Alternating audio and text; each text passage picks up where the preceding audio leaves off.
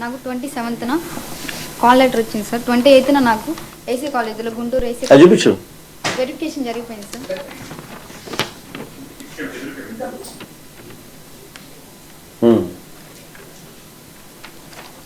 Guntur AC కాలేజీలో నాకు verification అయిపోయింది సార్. అంతకుముందు నేను కరాటే బ్లాక్ బెల్ట్ స్కూల్లో చేస్తాను సార్. అవర్స్ బేస్ మీద నేను క్లాసెస్ చెప్తానే నేను జాబ్ కొట్టాను సార్. ఇది మా ఊర్లో 37 మెంబర్స్ రాశారు సార్ డిఎస్సి. నాకు ఒక్కదానికి వచ్చిందండి డిఎస్సి వస్తే మీ అమ్మాయికి జాబ్ వచ్చింది కదా అని చెప్పేసి అందరూ బాగా హ్యాపీగా ఉన్నారు సార్, మా ఫ్యామిలీ అంతా కూడా. కానీ సర్టిఫికేట్ వెరిఫికేషన్ అయిపోయింది, సెలక్షన్ లిస్ట్ ఇచ్చాడు. సెలక్షన్ లిస్ట్లో నా నేమ్ లేదు. సెలక్షన్ లిస్ట్లో నా నేమ్ లేదని చెప్పేసి నేను డిఓ ఆఫీస్కి వెళ్ళాను సార్. డిఓ ఆఫీస్కి వెళ్తే అక్కడ ఒక మేడం ఉన్నారు. ఏమన్నారంటే తను, అమ్మ పోస్టులు అన్నీ ఆల్రెడీ ఇచ్చేసారు కదా, ఇంకా మీకు ఎలా ఇస్తారు పోస్టులు, బెటర్ లక్ నెక్స్ట్ టైం అండి అని చెప్పేసి అన్నారు.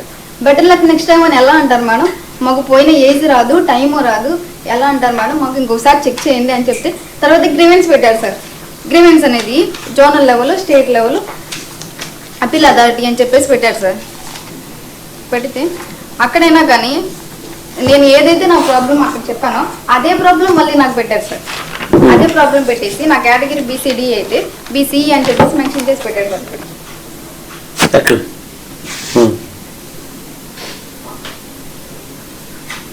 కోర్టులో పిటిషన్ పెట్టాం సార్. కోర్టులో పిటిషన్ పెడితే మేము కోర్టులో పిటిషన్ 24th సార్, 25th పెట్టేసాం సార్. 25th పెడితే ఇంతవరకు ఒక హీరింగ్ కూడా జరగలేదు సార్. మాది కోర్టులో కేసు వేసినా కానీ అక్కడ కూడా మాకేమీ న్యాయం జరగలేదు సార్. మీరు ఎలాగైనా కానీ మాకు న్యాయం చేయాలి సార్. ఓపెన్ కేటగిరీ నా జీవో నెంబర్ 77 ప్రకారం ఓపెన్ కేటగిరీలో ఉన్న వాళ్ళని ఓపెన్ కేటగిరీలో ఫిల్ చేయాలి. అట్లాగే రిజర్వేషన్ అభ్యర్థులను రిజర్వేషన్లో ఫిల్ చేయాలి.